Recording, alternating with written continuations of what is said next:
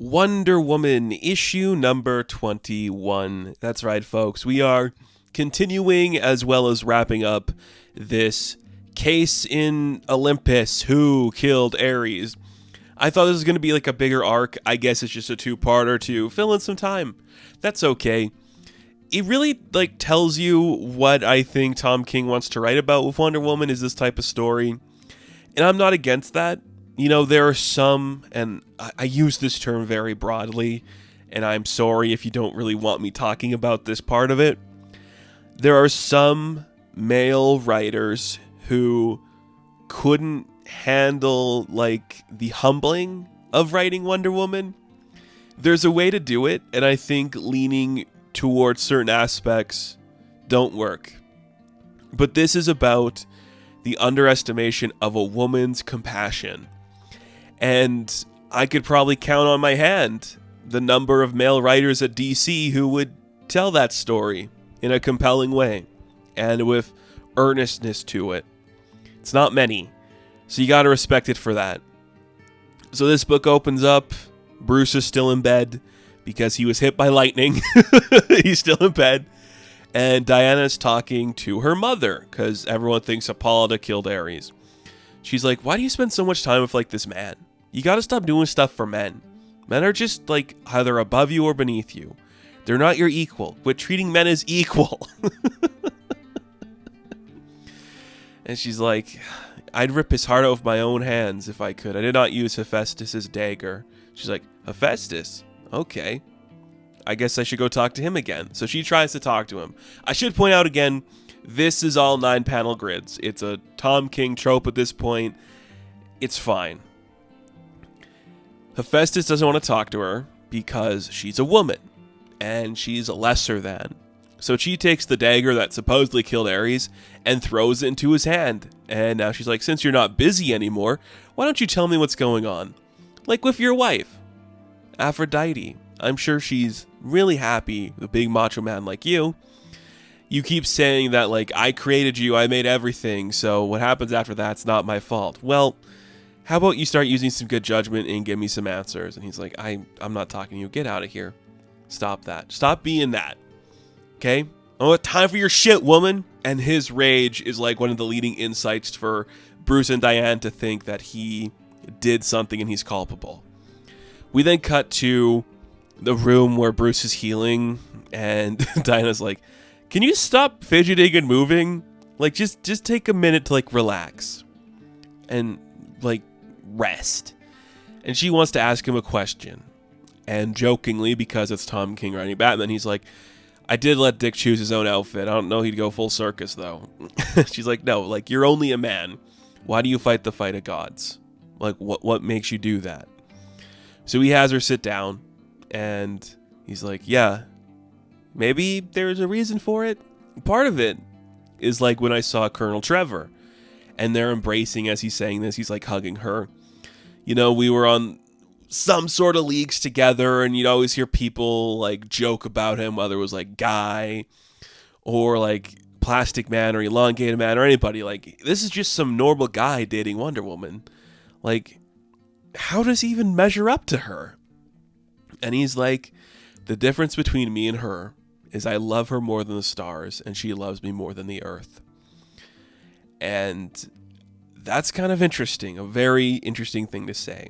And Bruce kisses her on the forehead, and he says, I just try to be as good as a man as he is. And I'm like, that is oddly comforting. Sometimes King just knows how to write a good Batman. It's Diana's like, why do you fight this fight? And he relates it to her in a way that's comfortable to her. And it's I see the man that you love. And I'm like, that is a good man. I would love to measure up to that kind of person. So that's what he does. He measures up to her. I think that's really interesting. Really well handled. Very good relationship. There are a few people I think Bruce should be fully vulnerable with.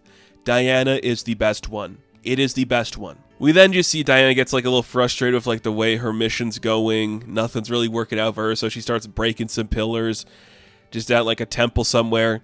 And then Aphrodite shows up, and she's like, wow, somebody's getting pretty mad. she's just drinking some wine, some ambrosia wine, talking to Diana, and they're just chilling. I think you could have leaned a little more to like the seduction angle, like every single man is charmed by Aphrodite. Let's lean it up with like Wonder Woman's bisexuality. We could have done that a bit. Like she'll roll her eyes when Bruce is like awestruck by her. But let's have Diana lean into that too. We don't do it a lot, but I do think it works well. Two pretty ladies sharing some wine. And Aphrodite is just like, guys are weird. Like, I know you went to accost my husband. You threw a dagger in his hand. And they start laughing about it. And then she explains. And this is so, like, this is where I'm like, this is King doing perfect stuff. All those nights that Aphrodite and Ares spent together, when Ares came to see her, he never wanted to do, like, anything romantic. He was just more like there to weep. He would just cry, like, the things Wonder Woman showed me. The children, like, the way the children lament. Please, goddess of love, just hold me. Show me comfort. like, come on, that's the good stuff. Like, he swore me to secrecy, though, Diana, so don't tell him I told you that. Oh, man, I love that. Perfect use of Diana's greatest weapon, her compassion. Beautiful. We'll cut back to that a little bit more here. So Diana's headed into a garden. There's a guard blocking her way who wants to fight her. But she's just a mere girl. How could she be stopped? She throws him out of the way and continues to walk in. Then it's Dionysus that she's trying to talk to. And he's like, my guard? He's like, yeah, I threw him on the ground. Like, he's just a guard. I don't care. I need to talk to you about something. And we're going to make this perfectly clear, okay? So she takes the tiara off her head and throws it into the sky. And she's like, so you're going to have to answer very quickly because when that tiara returns and I don't catch it, it's going to hit you in the face and you're no longer going to be beautiful. So he's like, how could you do that? I'm the god of joy. And she's like, god of joy? Yeah?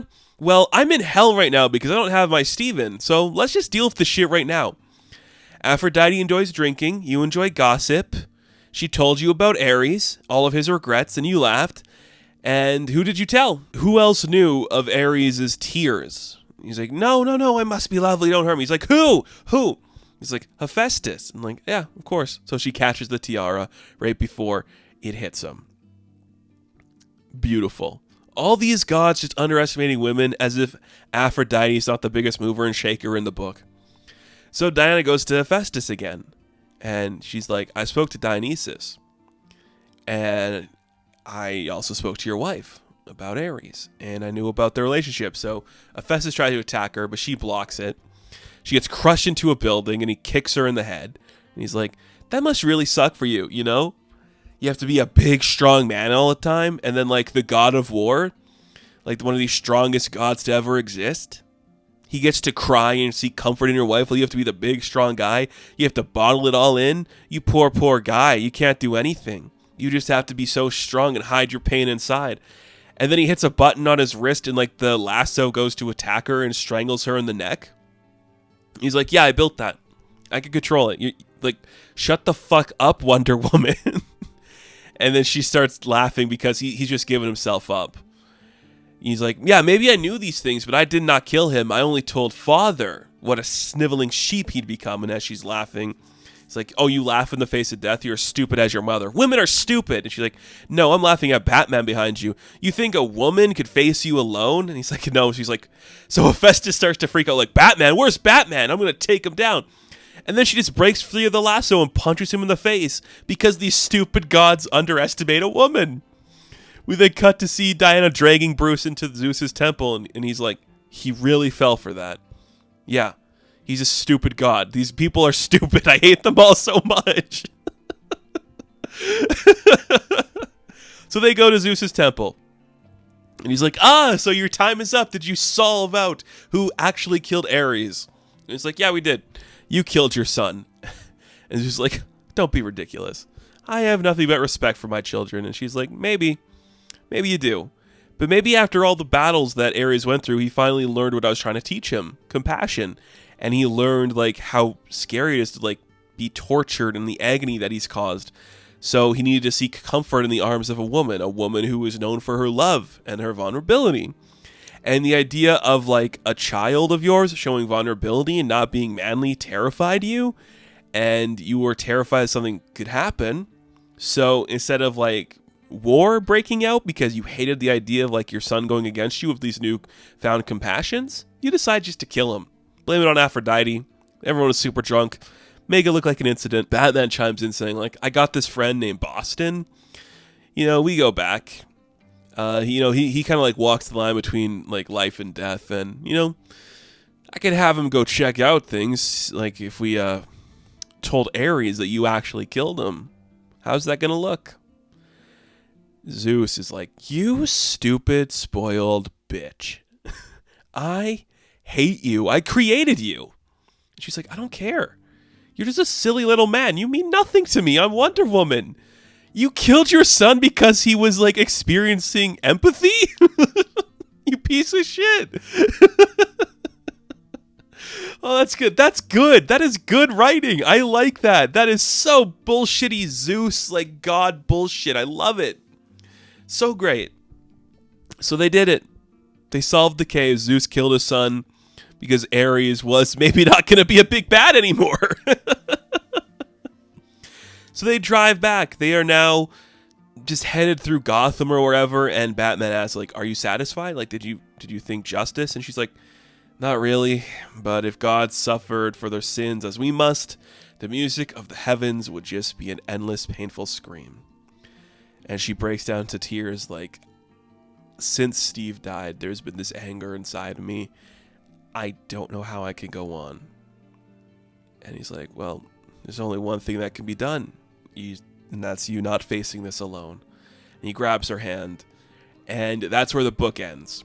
Very beautiful, very powerful. Again, I guess it's kind of like showing you the difference between Batman and the other men of this book. Is like he actually understands the compassion that Diana is bringing. It's not something that he's perfectly capable of doing, but he understands what she is about. Ares was starting to learn that. It took him way longer than other people. That's amazing. I think it's a really cool idea that like one of the key things of this book is having Diana like lead these men to understanding it's okay to feel these things. Really neat idea to play with, and having it be the backdrop of the gods, just these angry, brutal assholes. That's really smart. Very, very strong book. The 9-panel grid, yeah, okay. It's fine. You could have probably cut out a couple panels and add some, you know, letters and bubbles to like other pages, but whatever. I know the gimmick. The gimmick's fine. So Zeus is a prick. We already knew that. So Wonder Woman issue number 21. I'm going to give a 10 out of 10. Now, thank you all for watching this review. Be sure to like and subscribe to the channel. As always, you can check me out on Instagram, TikTok, and Twitter. And of course, I will catch you in the next one. Have fun. Stay safe. Good luck.